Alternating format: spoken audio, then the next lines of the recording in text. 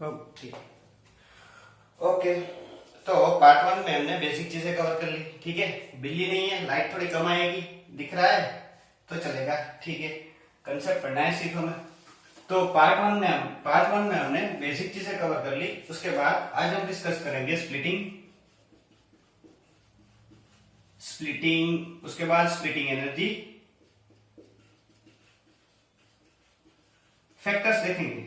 Splitting energy पे कौन सा फैक्टर अफेक्ट करते हैं और स्प्लिटिंग एनर्जी क्या है, सीएफएससी देखेंगे उसके बाद, ठीक है। तो ये तीन चीजें कवर करेंगे, बीच में थोड़ा थोड़ा पॉइंट आ जाएंगे। थियोरेटिकल क्वेश्चन बन जाते हैं सीएफटी का बेसिक में, तो वो पहले लिख लेते हैं। तो पहले थोड़े से पॉइंट लिख लो फटाफट, ठीक है।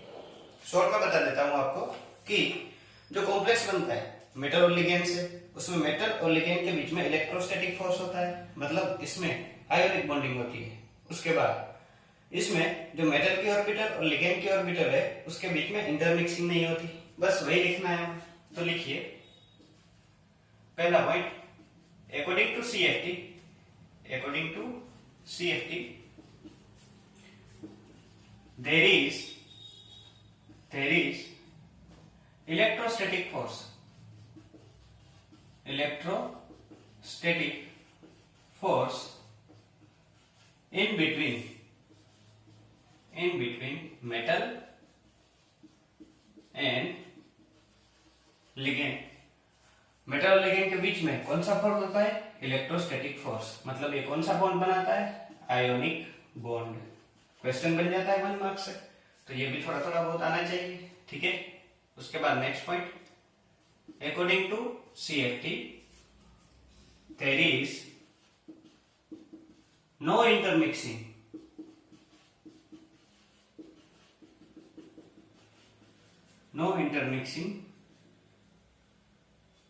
in between orbital of central atom यानी metal central atom and donor atom यानी कि लिगेंड, ठीक है। मेटल और लिगेंड की ऑर्बिटल में इंटरमिक्सिंग नहीं होती, मतलब यहाँ पे कोवेलेंट बॉन्ड नहीं होता, नो कोवेलेंट बॉन्ड, ठीक है। थर्ड पॉइंट लिखिए, CFT only deal with d orbital. ये सिर्फ किसके साथ डील करता है, d ऑर्बिटल के साथ। d ऑर्बिटल ऑफ मेटल लिख लीजिए, d orbital of central atom लिख लीजिए, कोई दिक्कत नहीं। सेंट्रल एटम मेटल सब एक है। उसके बाद लास्ट पॉइंट, इन CFT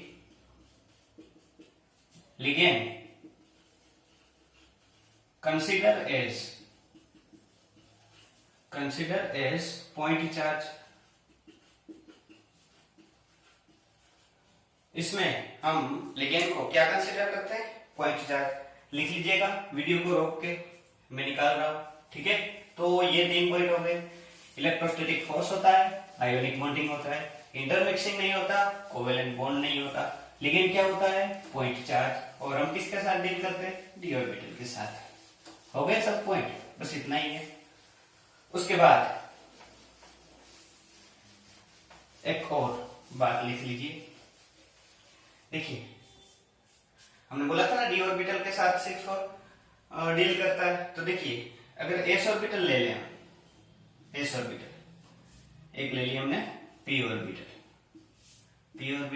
और एक d ऑर्बिटल, ठीक है। s ऑर्बिटल में एक्साइटेशन नहीं होता, p ऑर्बिटल में एक्साइटेशन होती है, मतलब p ऑर्बिटल एक्साइट हो सकती है लिगेंड की वजह से, लेकिन इसमें स्प्लिटिंग नहीं होता।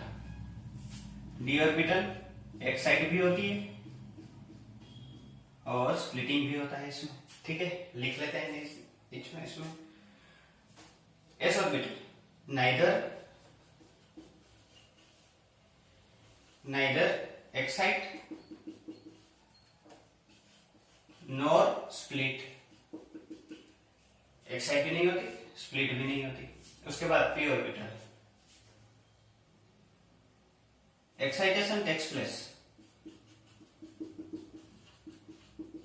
excitation takes place but splitting but not splitting लिख देते हैं, बट स्प्लिटिंग नहीं होती। इसमें excitation as well as splitting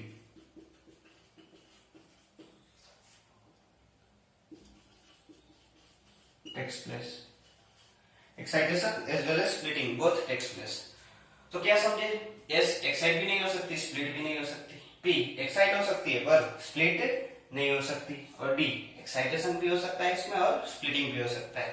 ठीक है, 1 मार्क के क्वेश्चन में कहीं आ जाए तो पता चल जाना चाहिए। ठीक है, तो लिख लेना, ये भी काम आ जाएगा कहीं भी एग्जाम में। हाँ, लाइट आ गई, चलो दिख रहा होगा अभी।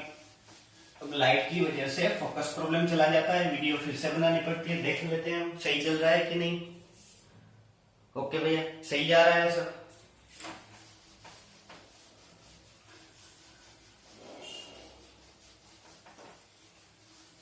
अब देखिए, अब हम स्टार्ट करते हैं स्प्लिटिंग। ठीक है, तो स्प्लिटिंग कहां पे पढ़ेंगे हम? स्प्लिटिंग हम ऑक्टाहेड्रल में स्प्लिटिंग देखेंगे, टेट्राहेड्रल में देखेंगे, टेट्रागोनल में देखेंगे, उसके बाद स्क्वायर प्लेनर में देखेंगे। स्क्वायर प्लेनर में 2 आएंगे, स्क्वायर प्लेनर 3D और स्क्वायर प्लेनर 3D 4D। इन सब में हम स्प्लिटिंग देखेंगे। ज्यादा हो गया, थोड़ा करना तो पड़ेगा। ठीक है, ऑक्टाहेड्रल में पहले हम डिस्कस करेंगे ऑक्टाहेड्रल और टेट्राहेड्रल का स्प्लिटिंग, उसके बाद हम डिस्कस करेंगे इसका स्प्लिटिंग। ठीक है, इसका स्प्लिटिंग हम JTD जॉन टेलर डिस्टॉर्शन से जोड़ेंगे। इसको जॉन टेलर इफेक्ट भी बोलते हैं। ठीक है, तो इसका बाद में इसलिए पढ़ रहे हैं क्योंकि इसको जॉन टेलर डिस्टॉर्शन से हम जोड़ सकते हैं। मेंस में क्वेश्चन जॉन टेलर डिस्टॉर्शन में बन जाते हैं, टेट्रागोनल और इसका स्प्लिटिंग उसमें से ज्यादातर क्वेश्चन बन जाते हैं। ठीक है, तो पहले हम ये पढ़ लेते हैं, उसके बाद ये पढ़ेंगे। ओके, तो कहां पे स्प्लिटिंग पढ़ेंगे हम? पहले ऑक्टाहेड्रल, बाद में टेट्राहेड्रल, उसके बाद एक एक करके सब पढ़ते जाएंगे। ठीक है, तो पहले हम देखते हैं स्प्लिटिंग इन ऑक्टाहेड्रल। ऑक्टाहेड्रल का समझ लोगे, टेट्राहेड्रल का अपने आप आ जाएगा। क्या होता है ऑक्टाहेड्रल में? देखिए, अब देखिए कॉम्प्लेक्स कैसे बनता है। पहले एक मेटल होता है, अकेला मेटल, इसको बोलते हैं आइसोलेटेड मेटल एटम। तो उसकी डी ऑर्बिटल कुछ इस तरह होती है, 1 2 3 4 5 4। ठीक है, अब जब मेटल के नजदीक, मतलब मेटल के आसपास क्या होते हैं? लिगेंड। अब लिगेंड जब दूर होते हैं तो उसको फार लिगेंड फील्ड बोलते हैं, और फार लिगेंड फील्ड की वजह से ये मेटल की डी ऑर्बिटल एक्साइट होती है। ठीक है, तो ये डी ऑर्बिटल कब की है? आइसोलेटेड, जब एटम कैसा है, मेटल कैसा है? Isolated metal. ठीक है, लिगेंड जब फार थे, दूर थे, तब उसकी वजह से ये क्या हो गई? एक्साइट हो गई। तो डी ऑर्बिटल में क्या हुआ? एक्साइटेशन। ये एक्साइटेशन किसकी वजह से हुआ? फार लिगेंड फील्ड की वजह से। अब लिगेंड धीरे धीरे नजदीक आती है। फार लिगेंड फील्ड सिमेट्रिक होती है, स्फेरिकल सिमेट्री। ठीक है, वो बाद में लिख लेंगे, पॉइंट वाइज लिखवा दूंगा। अभी क्या समझना है सिर्फ, ये जो एक्साइटेशन हुआ, ये एक्साइटेशन किसकी वजह से हुआ? फार लिगेंड फील्ड की वजह से। ठीक है, अब वो लिगेंड नजदीक आते हैं। ठीक है, लिगेंड नजदीक आते हैं, दूर होते हैं, दूर से नजदीक आते हैं। जब नजदीक आते हैं इसको हम सिमेट्रिक फील्ड बोलते हैं, क्योंकि फार लिगेंड फील्ड कैसी है? सिमेट्रिक, इसलिए हम इसको क्या बोलते हैं? सिमेट्रिक।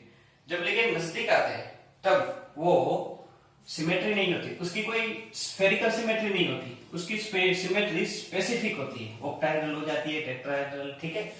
तो उसको हम नियर लिगेंड फील्ड बोलते हैं। क्या बोलते हैं? Near ligand field. Far ligand field की वजह से क्या हुआ? एक्साइटेशन। नियर लिगेंड फील्ड की वजह से क्या होगा? स्प्लिटिंग। तो अब ये जो डी ऑर्बिटल है उसका स्प्लिटिंग हो जाएगा, इसका स्प्लिटिंग हो जाएगा, ठीक है।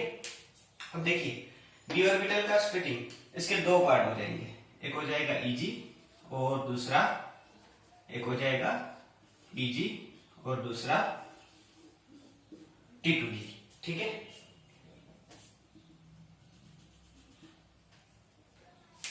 एक Eg और दूसरा T2G, ये है Eg और ये है T2G। Eg को हम डबली डीजेनरेट बोलते हैं। क्या बोलते हैं? डबली डीजेनरेट। और T2G में कितनी है? 3, तो इसको हम क्या बोलते हैं? ट्रिपली डीजेनरेट। अब देखिए ये जो T2G है इसमें कौन कौन है? dxy, dyz और dzx। और इसमें कौन कौन है? dx2 और dz2। अब देखिए इन दोनों में फर्क क्या है? जो xy yz zx है ये ऑर्बिटल कुछ ऐसी थी, x y, ऐसे हमने पार्ट 1 में ड्रॉ की थी, याद हो तो, ठीक है। तो ये कहां पे? x और y के बीच में। yz वाली कहां होगी? y और z के बीच में। zx वाली कहां होगी? z और x के बीच में। तो यहाँ पे जो ऑर्बिटल की लोब्स है वो कहां पे है? Between the axis. तो यहाँ पे हम क्या लिख देंगे कि ये जो ट्रिपली डीजेनरेट T2G है वो क्या है? कहां पे है? Between the axis, between the axis, ठीक है। और यहाँ पे देखिए x square dash Y square हम ऐसे ड्रॉ करते थे, ये x के ऊपर।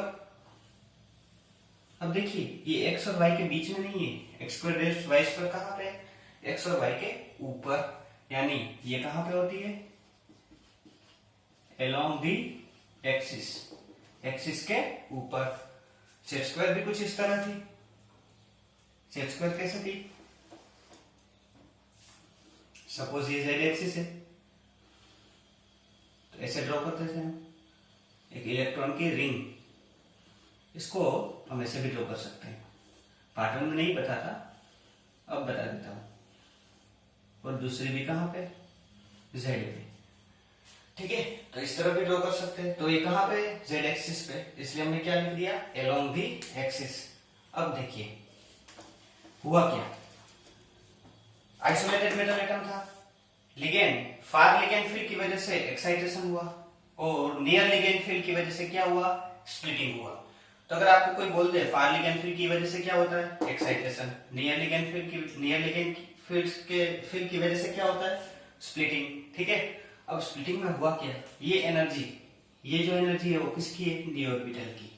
अब Eg की एनर्जी इसमें बढ़ गई और T2G की एनर्जी क्या हो गई? कम हो गई, ठीक है। तो अगर आपको कोई पूछे कि सबसे ज्यादा एनर्जी किसकी? Eg की, उससे कम सिमेट्रिकल फील्ड की और उससे कम T2G की। तो यहाँ पे एनर्जी का ऑर्डर लिख लेते हैं ऑक्टाहेड्रल में। ऑक्टाहेड्रल में एनर्जी का ऑर्डर क्या हो जाएगा? सबसे ज्यादा एनर्जी Eg की, उससे कम सिमेट्रिक फील्ड, सिमेट्रिक फील्ड और उससे कम T2G की, ठीक है। समझ गए? तो ये 1 मार्कर का क्वेश्चन बन जाता है कि ऑक्टाहेड्रल में एनर्जी का ऑर्डर क्या होगा? सबसे ज्यादा Eg, उसके बाद नीचे है ना ये सिमेट्रिक फील्ड, उससे कम T2G, ठीक है। ओके, सिर्फ दो ही पूछ ले, Eg की एनर्जी ज्यादा, T2G की ज्यादा, तो किसकी ज्यादा? Eg की ज्यादा। ऑक्टाहेड्रल में ऊपर कौन आता है? Eg, नीचे कौन आता है? T2G। समझ गए? ओके, तो ये हो गया स्प्लिटिंग किसका? ऑक्टाहेड्रल का। अब देखिए यहां से जो यहां तक का जो गैप होता है उसको हम बोलते हैं डेल्टा। ये डेल्टा को हम बोलते हैं स्प्लिटिंग एनर्जी। क्या? यही है स्प्लिटिंग एनर्जी, स्प्लिटिंग एनर्जी। ये किसमें हम देख रहे हैं? ऑक्टाहेड्रल में, इसलिए इसको लिखते हैं डेल्टा ऑक्टाहेड्रल, ठीक है। तो ये क्या है? डेल्टा ऑक्टाहेड्रल, ऑक्टाहेड्रल की स्प्लिटिंग एनर्जी। अब देखिए यहां तक का जो गैप है, यहाँ पे एनर्जी क्या होगी? बढ़ गई तो इसको हम प्लस लिखते हैं। यहाँ पे एनर्जी क्या हो गई, कम हो गई, तो इसको हम क्या लिखते हैं, माइनस लिखते हैं। अब देखिए ये गैप कितना होता है, 0.6 डेल्टा ओ, ठीक है, और ये गैप कितना होता है, -0.4 डेल्टा ओ। ये गैप आपको याद रखना है, CFSE यहीं से निकलेगी, ठीक है। अगर ये EG बदल गए तो क्वेश्चन पूरा बदल जाएगा, इसलिए ये गैप क्या है, +0.6 और ये क्या है, -0.6। देखिए याद कैसे करना है, यहाँ पे कितने इलेक्ट्रॉन रह सकते हैं, 2, 4 और 6, तो ऊपर क्या लिखना है, 0.6। यहाँ पे कितने इलेक्ट्रॉन रह सकते हैं, 2 और 2 4, तो नीचे क्या लिखना है, 0.4, ठीक है। प्लस क्यू ऊपर है इसलिए प्लस, और नीचे क्या लिखना है, माइनस। याद हो जाएगा, समझ गए, वरना रिवाइंड करके एक और बार देख लीजिए। तो ये बात हो गई किसकी, स्प्लिटिंग इन ऑक्टाहेड्रल की, ठीक है। अब हम देखते हैं स्प्लिटिंग इन टेट्राहेड्रल, ठीक है। तो इसको तो ऐसे ही रखूंगा मैं, आपको फिर से बनाना पड़ेगा, मुझे नहीं बनाना पड़ेगा।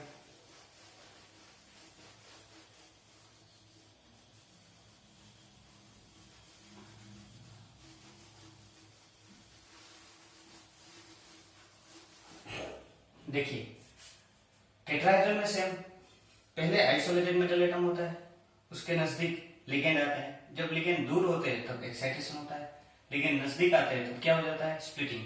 पर इसमें स्प्लिटिंग ऑक्टाहेड्रल से उल्टा होता है।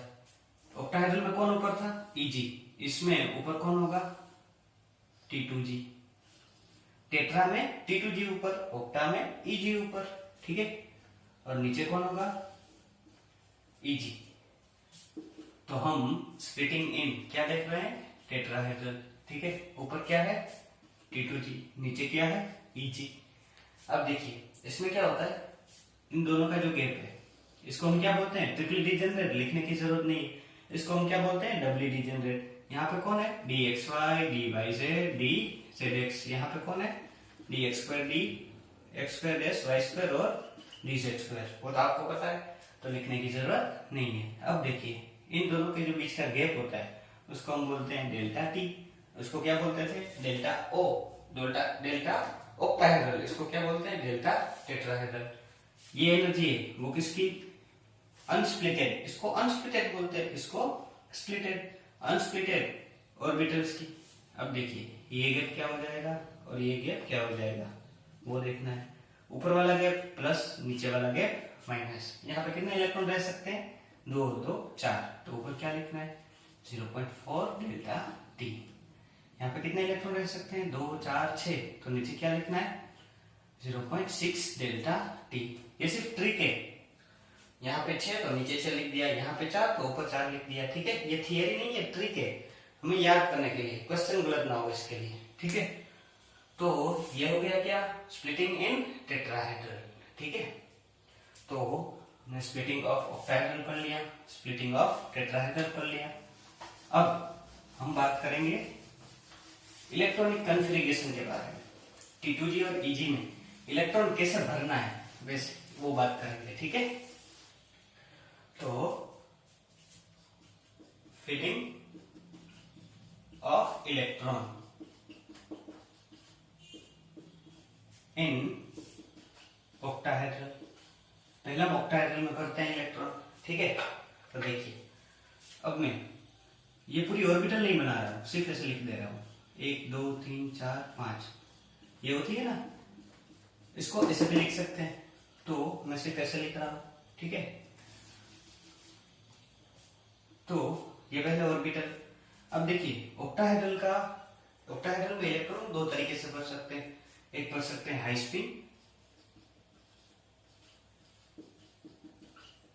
स्पिन और दूसरा है लो स्पिन। एक हाई स्पिन और दूसरा लो स्पिन, दो तरीके से भर सकते हैं, ठीक है। तो हम दो तरीके से भरते हैं।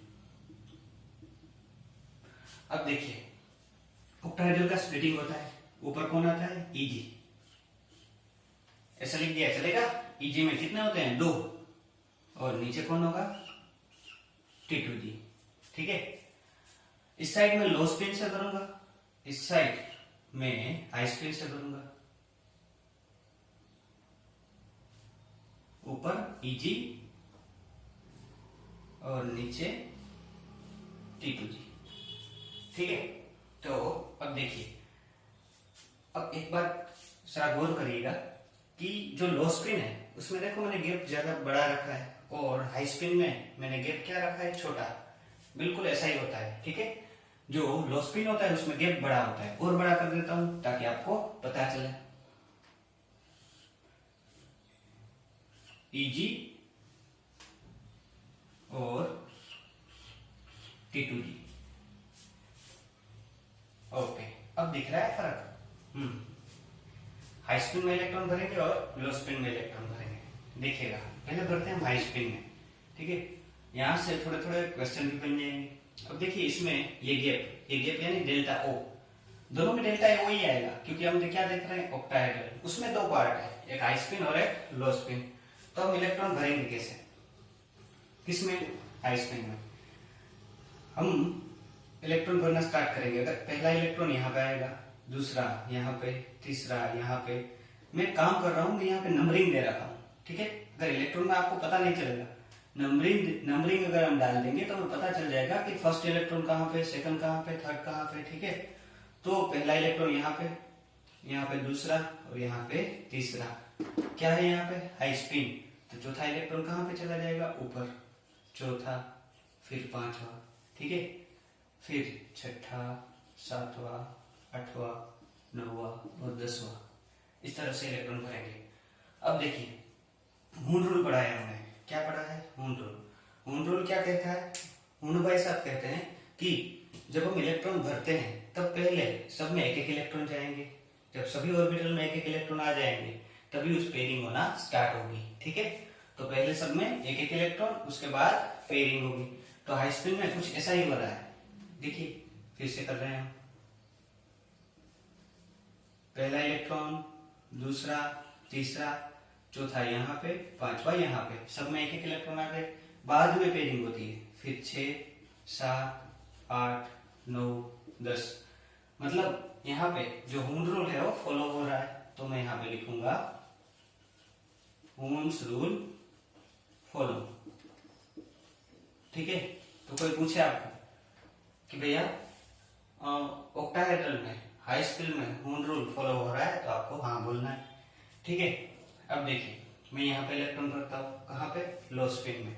लो स्पिन में पहला इलेक्ट्रॉन, दूसरा यहाँ पे, तीसरा यहाँ पे। लो स्पिन में ये गैप बड़ा होता है। ठीक है, इसलिए चौथा इलेक्ट्रॉन ऊपर नहीं जा सकता, क्योंकि यहाँ से यहाँ जाने के लिए ज्यादा एनर्जी चाहिए, तो वो ऊपर ना जाके लो स्पिन से नीचे रह जाता है।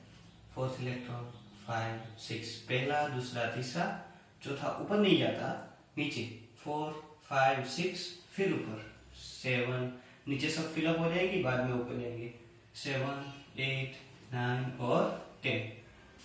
कुछ इस तरह इलेक्ट्रॉन भरेंगे हम। हाई स्पिन में क्या होता है, 1, 2, 3, चौथा, पांचवा, छठा, सातवां, आठवां, नौवां, 10वां। और इसमें 1, 2, 3, 4, 5, 6, 1, 2, 3, सॉरी 4, 5, 6, फिर ऊपर 7, 8, 9, 10। ठीक है, तो ये दो अलग अलग, मतलब अलग अलग हम तरीके से इलेक्ट्रॉन भर सकते हैं, एक हाई स्पिन तरीके से और एक लो स्पिन तरीके से।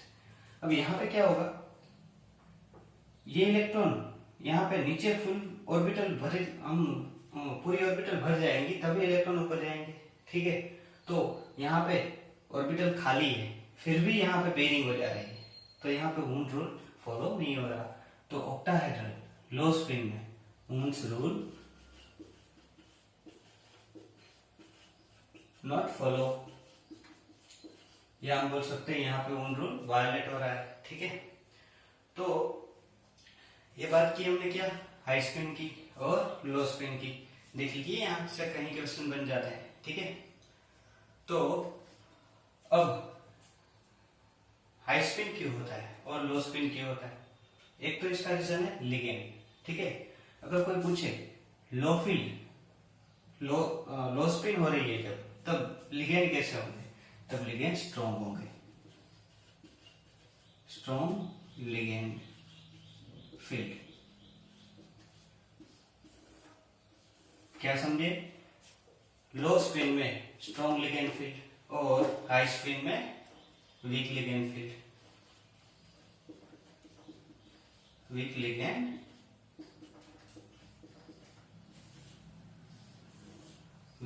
फील्ड। ठीक है, तो ये बात याद करनी है, हाई स्पिन में वीक लिगेंड फील्ड और लो स्पिन में स्ट्रॉन्ग लिगेंड फील्ड। देखिए समझा रहा हूं, जब लिगेंड फील्ड स्ट्रॉन्ग होगी तब मेटल के साथ इंटरेक्शन ज्यादा होगा। ठीक है, इस वजह से जो स्प्लिटिंग एनर्जी है वो बढ़ जाएगी, और अगर स्प्लिटिंग एनर्जी बढ़ जाएगी तो इलेक्ट्रॉन को ऊपर जाने में दिक्कत आएगी, इसलिए इलेक्ट्रॉन कहाँ पे रह जाएगा, नीचे, और क्या हो जाएगा, लो स्पिन। जब इलेक्ट्रॉन वीक होगा तब मेटल के साथ इंटरेक्शन ज्यादा नहीं होगा, इसलिए स्प्लिटिंग एनर्जी क्या होगी, कम। तो ये गैप क्या होगा, कम। ये गैप कम होगा तो इलेक्ट्रॉन नीचे भर जाएंगे, तब ऊपर जाने में आसानी होगी, तो आराम से ऊपर चले जाएंगे। अब देखिए दूसरी बात, दूसरा कंसेप्ट आता है इसमें, पेयरिंग एनर्जी। ठीक है, तो पेयरिंग एनर्जी क्या है, energy which required for pair of electron which known as pairing energy. Pair करने के लिए जो एनर्जी चाहिए उसको हम क्या बोलते हैं, पेयरिंग एनर्जी। ठीक है, तो यहाँ पे पेयरिंग एनर्जी काफी हमें देखना है, तो एक बात देख लीजिए, यहाँ पे क्या होता है, ये गैप क्या है, ज्यादा, यानी कि डेल्टा ऑक्टाहेड्रल क्या है, बड़ा, किससे, पेयरिंग एनर्जी से। पेयरिंग एनर्जी यहाँ पे बहुत कम है और डेल्टा क्या है, बहुत बड़ा, इसलिए क्या हो रहा है, लो स्पिन। और यहाँ पे ये गैप छोटा है तो डेल्टा ओ लेस देन पेयरिंग एनर्जी, और यहाँ पे पेयरिंग एनर्जी क्या है, ज्यादा। ठीक है, इसलिए पेयर नहीं हो रहा, इलेक्ट्रॉन कहाँ चला जा रहा है, ऊपर। पेयरिंग एनर्जी से आप क्वेश्चन सोल्व करोगे तो आप गलती करोगे, डेल्टा ओ से क्वेश्चन सोल्व करना है। ठीक है, डेल्टा ओ कम, गैप छोटा, हाई स्पिन। डेल्टा ओ बड़ा, गैप ज्यादा, क्या हो जाएगा, लो स्पिन, इलेक्ट्रॉन ऊपर नहीं जा पाएगा। ठीक है, तो क्या पढ़ा हमने, high spin, week ligand field, ये वाला, इनमें से क्वेश्चन बन सकते हैं 1 2 3 4, 1 2 3 4, ये पॉइंट बड़े बड़े काम की चीज है। ठीक है, तो समझ गया। अब देखिए साइड वाले निकाल रहे हैं हम, पूरा समझ गए, लिख लेना एक बार।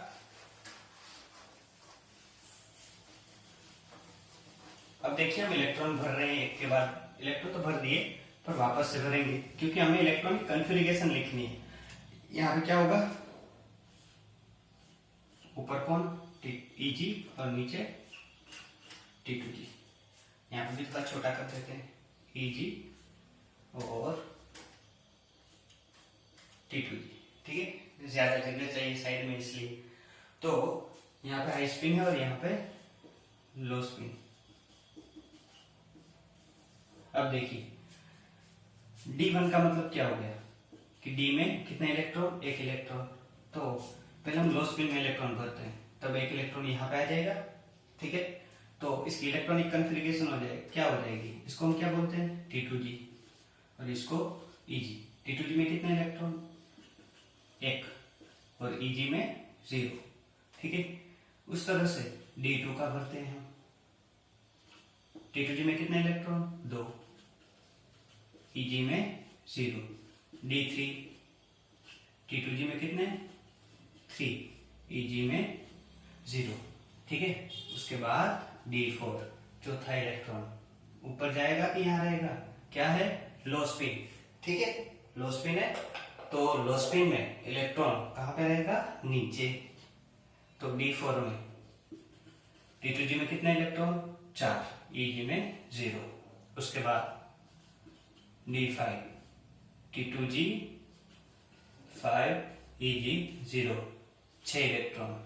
D6, T2G 6, Eg 0। अब सातवां इलेक्ट्रॉन कहाँ पे जाएगा, ऊपर, नीचे तो भर गई सब। D7, T2G 6 और Eg 1। D8, T2G 6, Eg 2। D9,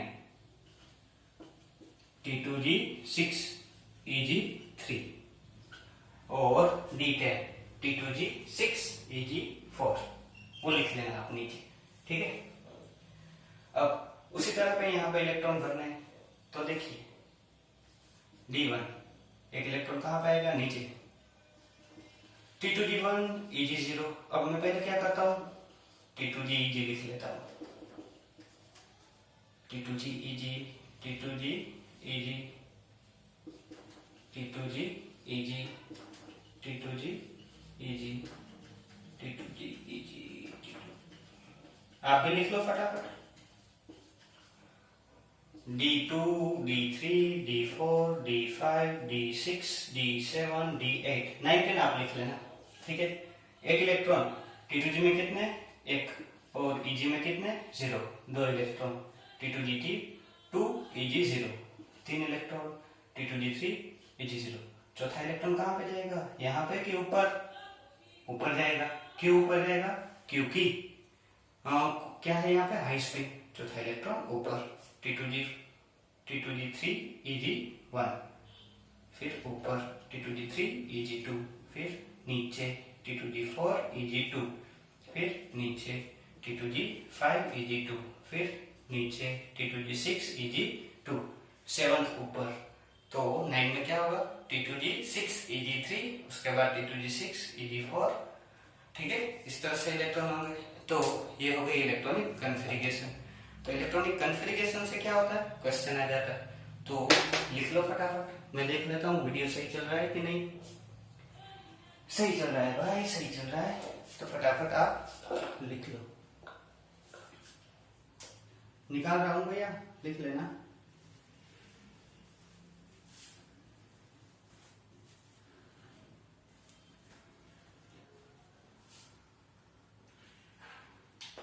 okay, तो अब हम